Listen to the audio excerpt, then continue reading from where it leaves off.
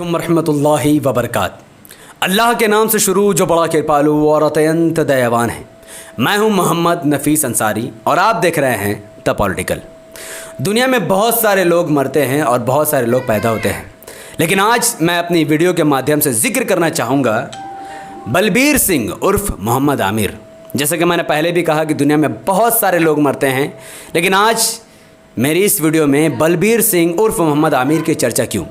इस वीडियो को देखने वाले बहुत सारे लोग मोहम्मद आमिर साहब को जानते होंगे, लेकिन अब भी बहुत सारे लोगों को उनके बारे में पता नहीं है। और आज मोहम्मद आमिर हमारे दरमियान मौजूद नहीं है, लेकिन ये है कौन और इनका कनेक्शन बाबरी मस्जिद से बहुत बड़ा है। 6 दिसंबर 1992 वो काली रात जब हिंदुओं को उकसाकर आरएसएस द्वारा, वीएचपी बजरंग दल द्वारा हिंदुओं को उकसाकर हमारी अपनी बाबरी मस्जिद को ज़मीन के एक बराबर कर दिया गया, उसे तोड़ दिया गया, हमारी मस्जिद को हमसे छीन ली गई थी। उस 6 दिसंबर 1992 की काली रात को बलबीर सिंह उर्फ ये मोहम्मद आमिर साहब वहाँ मौजूद थे और ऐसा कहा जाता है कि बाबरी मस्जिद को गिराने के लिए सबसे पहला कुदाल जो बाबरी मस्जिद को मारा गया, वो कुदाल चलाने वाला कोई और नहीं बल्कि यही शख्स बलबीर सिंह थे। हैरत की बात है कि आप इनके दाढ़ी, मोछ और टोपी देखकर घबरा गए होंगे। यकीनन बलबीर सिंह आज के वक्त में मुसलमान हैं। ऐसा क्यों हुआ, उन्होंने खुद अपने एक इंटरव्यू में कहा था। बलबीर सिंह ने कहा था कि बाबरी मस्जिद को गिराने के बाद उनके रातों की नींद हराम हो गई, दिन का सुकून चला गया, चैन और सुकून सब ख़त्म हो गए, उनका दिल घबराने लगा। वो पश्चाताप के आग में डूब चुके थे।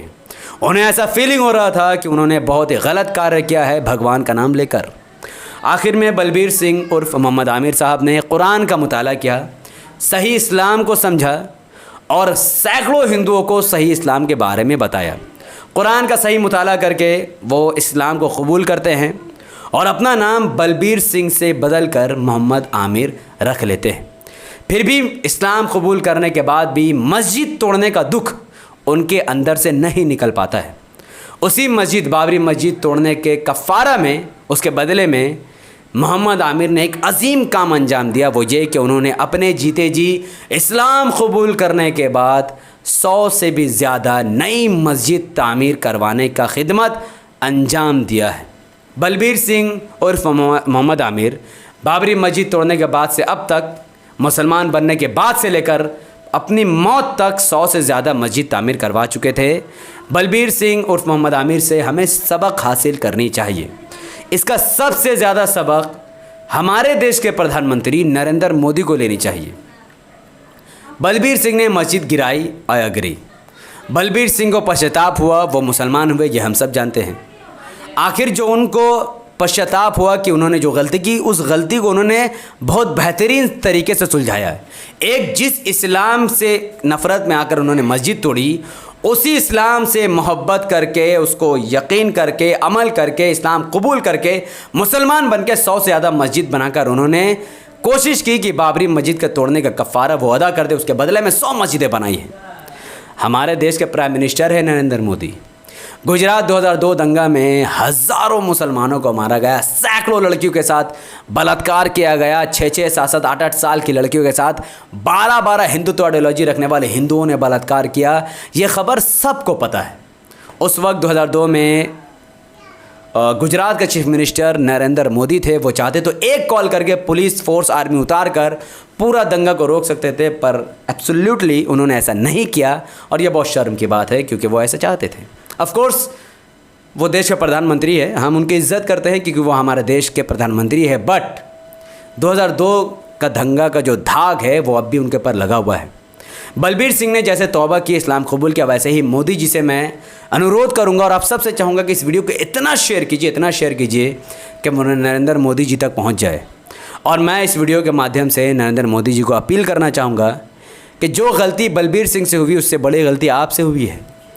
नरेंद्र मोदी ने भी इस्लाम से नफ़रत में आकर, मुसलमानों से नफ़रत में आकर, हिंदुत्व आइडियोलॉजी रख कर हज़ारों मुसलमानों का कत्ल अपने सर पर लिया है।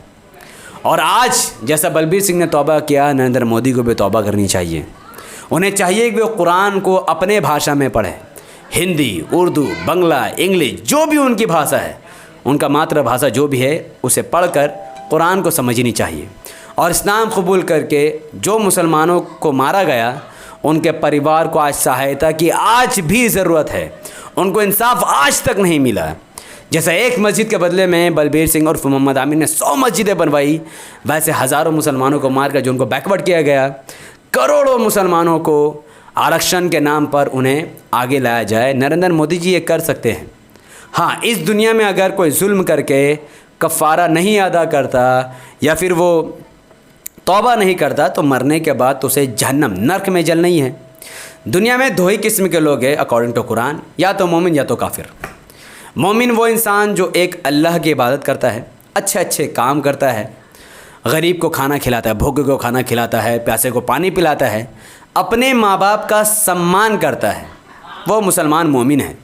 दूसरा वो काफिर जो माँ बाप को आश्रम में धक्के दे देता है, जानवरों के साथ बदसलूकी करता है, एक खुदा के होने का इनकार करके हज़ारों सैकड़ों खुदाओं को मानता है और दुनिया में सिर्फ़ और सिर्फ क्राइम करता है, मर्डर, रेप, बड़े बड़े क्राइम करता है, जैसे कि एसिड अटैक्स, दूसरे की ज़िंदगी के साथ खिलवाड़ करता है।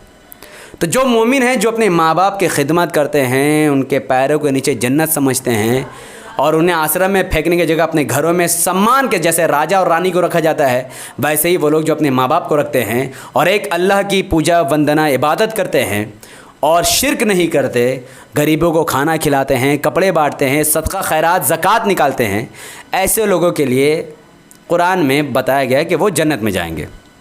और जो लोग दुनिया में खून-ए-रेज़ी फैला रहे हैं, मर्डर, क्राइम, रेप, बड़े बड़े गुनाह कर रहे हैं, भ्रष्टाचार, ख़ास तौर से जो भ्रष्टाचार कर रहे हैं और अपने माँ बाप को आश्रम में छोड़ रहे हैं, उन माँ बाप को जिन्होंने उसको पाल पोस के बड़ा किया, तो ऐसे शख्स के लिए नर्क है। और वो नर्क जो जिसमें आग ही आग है, जो आग का समंदर है, जिसमें आग के सिवा सिर्फ़ और सिर्फ आग है, खाने के लिए कड़वा फल, पीने के लिए बदन से निकला हुआ गरम गरम पीप, खौलता हुआ खून, यही सब है।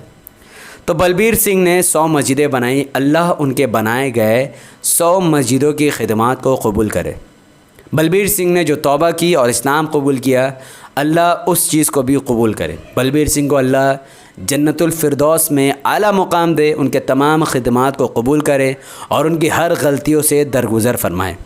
बलबीर सिंह जैसे हज़ारों हिंदुओं ने बाबरी मस्जिद को तोड़ा, अल्लाह उनको भी समझ दे, हिदायत दे और उन तमाम लोगों को मुसलमान बनने की हिदायत दे ताकि वो लोग भी तौबा करें और ऐसी घटनाओं से बचे जिससे दंगा होते हैं, फ़साद फैलता है, औरतों के साथ बलात्कार किया जाता है, मर्दों का गला काट दिया जाता है। ऐसी घटनाओं से अल्लाह उन तमाम लोगों को बचाए, ऐसे शैतानी दिमाग से बचाए। और हमारे देश के प्रधानमंत्री को भी अल्लाह हिदायत दे कि वो इस्लाम कबूल करे। हमारे देश के गृह मंत्री अमित शाह को भी अल्लाह हिदायत दे कि वो भी मुसलमान बन जाए और अच्छे अच्छे कार्य करे। और अल्लाह उन हिंदुओं को जो कट्टर है, जो मुसलमानों के ख़िलाफ़ बहुत ज़्यादा घृणा रखते हैं, इस्लाम से नफ़रत करते हैं, अल्लाह उनको हिदायत दे कि वो कुरान को अपने ज़बान में पढ़े, समझे, इस्लाम कबूल करे और इस्लाम की तबलीग करे। इंशाअल्लाह। देखिए, अबू जहल, अबू लहब रसूलुल्लाह सल्लल्लाहु अलैहि वसल्लम का अपना चचा था, लेकिन उन दोनों की मौत कुफ्र की हालत में हुई है। पर क्या ऐसा नहीं है कि आप सल्लल्लाहु अलैहि वसल्लम अकेले थे और वो अकेले ही मक्का में दावत व तबलीग का काम करते थे? जितने भी काफिर थे धीरे धीरे सब के सब मुसलमान बने।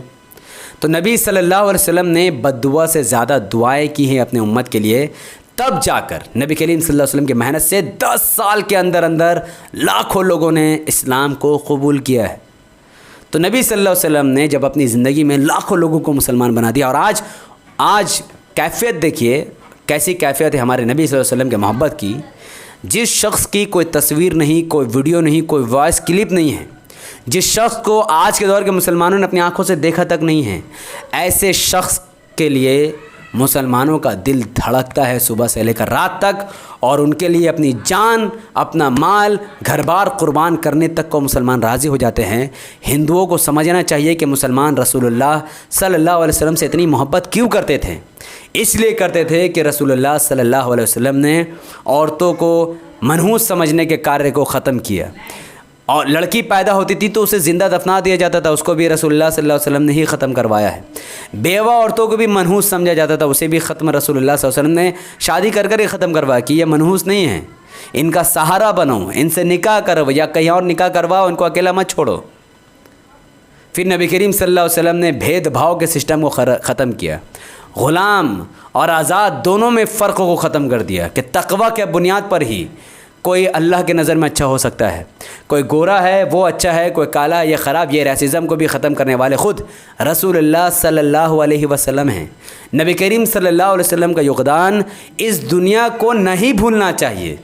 अगर रसूलुल्लाह सल्लल्लाहु अलैहि वसल्लम इस दुनिया में नहीं आते, यकीन मानिए इस दुनिया से रैसिज़म का कभी भी हाई परसेंटेज में ख़ात्मा नहीं हो सकता था। गोरा काला को मारता था, अमीर गरीब को मारता था, ये सब कुछ आज़ाद ग़ुलाम को मारता था। नबी करीम सल्लल्लाहु अलैहि वसल्लम ने अकेले अपने दम पर अल्लाह के हुक्म से इन तमाम के तमाम जलील रस्म रिवाज को ख़त्म कर दिया। गोरे को काले के बराबर किया, आज़ाद को ग़ुलाम के बराबर किया, मर्द को औरत के बराबर किया और पूरे अमीर को गरीब के बराबर किया और पूरे रैसिज़म को ही ख़त्म कर दिया। तो मैं हिंदुओं से गुजारिश करूँगा कि अगर आपके अंदर कोई इस्लाम को लेकर गलतफ़हमी है, कुरान को हिंदी में बाय कीजिए, अपने घरों में पढ़िए।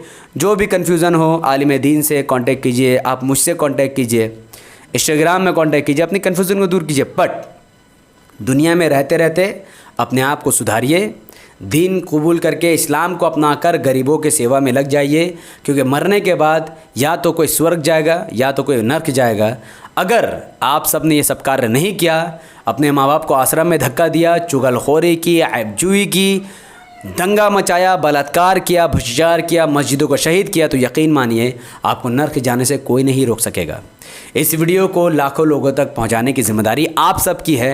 यकीनन तबलीग की ज़िम्मेदारी उलमा करते हैं, फिर उलमाओं से लोग सुनकर बात आगे बढ़ाते हैं। मैंने भी उलमाओं से दीन सीखी है, कुरान पढ़ा, हदीस पढ़ी, हज़ारों हदीसों को अपने दिमाग और दिल में जगह दी है। तो इस वीडियो को जब आप लाखों लोगों तक पहुँचाएँगे, ख़ास करके हिंदुओं तक, तो यकीनन कोई ना कोई ऐसा हिंदू होगा। अगर एक हिंदू भी इस वीडियो के माध्यम से कुरान को हिंदी में पढ़ लेता है, इस्लाम को कबूल करके माँ बाप को धक्का मारने से बचा लेता है, गरीबों को खाना खिलाना शुरू कर देता है, तो यह आपके लिए और मेरे लिए बहुत बड़ी बात थी। तो यूट्यूब का एल्गोरिथम कहता है कि जब किसी वीडियो पर लाइक पड़ जाते हैं, जब किसी वीडियो के लिंक को व्हाट्सअप, फेसबुक, इंस्टाग्राम में शेयर करने लोग शुरू कर देते हैं, और जब किसी वीडियो पर लोग कमेंट करना शुरू कर देते हैं, तो यूट्यूब ऐसे वीडियो को लाखों लोगों तक रातों रात पहुँचा देता है। इस वीडियो को लाइक कीजिए, इसके लिंक को व्हाट्सअप, फेसबुक, इंस्टाग्राम में शेयर कीजिए। अपनी बातों को कमेंट पर रखिए कि आप बलबीर सिंह उर्फ मोहम्मद आमिर से क्या सबक लेते हैं। एक लाइन में आप अपनी बात, और नरेंद्र मोदी के लिए आप क्या दुआएं देना चाहते हैं, वो भी आप कमेंट पर लिख सकते हैं। हमारे यूट्यूब चैनल द पॉलिटिकल को सब्सक्राइब कीजिए, बेल आइकन को हिट कीजिए और मुझे अपनी दुआओं में याद रखिए। बहुत बहुत शुक्रिया। अस्सलाम वालेकुम रहमतुल्लाहि व बरकातहू। अल्लाह की सलामती, रहमत बरकत अब तमाम भाई और बहनों पर हो। में अल्लाह हबीबी सपोर्ट।